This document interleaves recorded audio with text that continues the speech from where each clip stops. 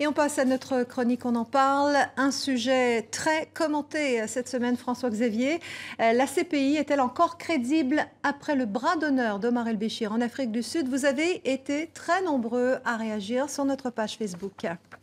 Oui, et la question a même déchaîné les passions, ma chère Lina, avec plus de 400 réactions. Alors, le président soudanais, on le sait, a été réélu récemment avec plus de 90%. Il est depuis 25 ans au pouvoir et il est sous le coup de plusieurs mandats d'arrêt internationaux pour crimes de guerre, crimes contre l'humanité et de génocide dans le cadre de la guerre civile au Darfour. C'était en 2003. Ce week-end, la Cour pénale internationale a profité de sa présence à Johannesburg. C'était au sommet de l'Union africaine pour tenter de l'arrêter. Manque de chance, ça ne s'est pas passé exactement comme elle l'aurait voulu. Il a pu repartir dans son pays. Alors je vous propose, avant de revenir sur cette polémique, de comprendre ce qui s'est passé, ou plutôt pas du tout passé, ce week-end en Afrique du Sud, à travers la question d'Amadou Diawara de Bamako. Alors Amadou Diawara demande: comment la CPI peut-elle arrêter un chef d'État dans l'exercice de ses fonctions?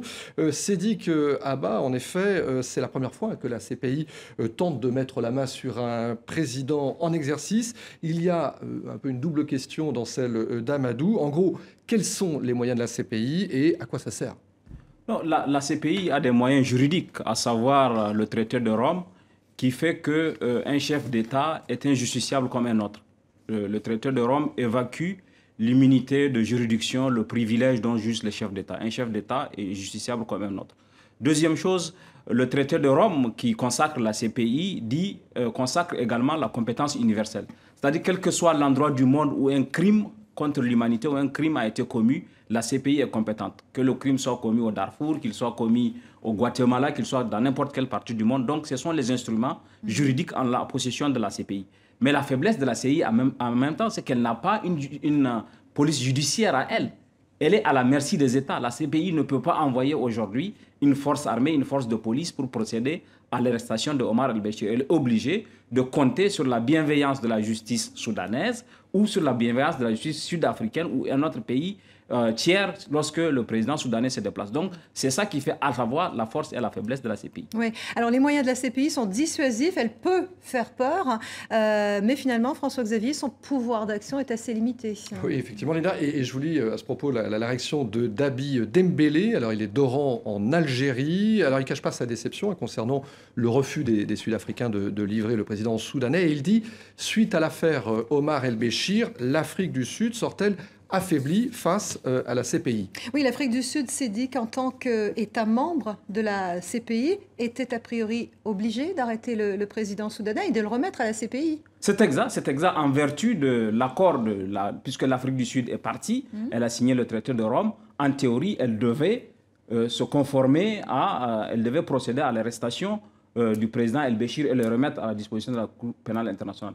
Sauf que, comme vous savez, jeudi, juste à 2 jours du sommet, l'Afrique du Sud a pris un décret qui consacre l'impunité de toutes les délégations. Et ça, cette prise de position de l'Afrique du Sud a amené une ONG à attaquer le décret. C'est par ce biais-là que l'affaire El-Béchir est venue devant les juridictions.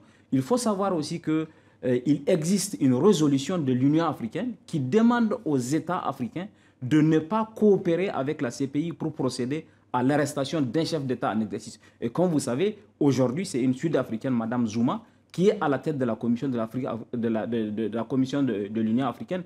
Il était surprenant qu'il y ait une autre issue que celle à laquelle on a assisté. Pour les observateurs avertis, on savait que l'Afrique du Sud ne pouvait pas, si elle veut encore garder son rang au niveau africain, procéder à l'arrestation de Mbaba, y compris en se mettant à dos la communauté internationale. Alors c'est pourtant la terre de Mandela, on est un petit peu étonné. Est-ce qu'il peut y avoir des conséquences Non, il n'y a pas de conséquences. Malheureusement, une des faiblesses du traité de Rome, c'est qu'il n'a pas prévu de sanctions.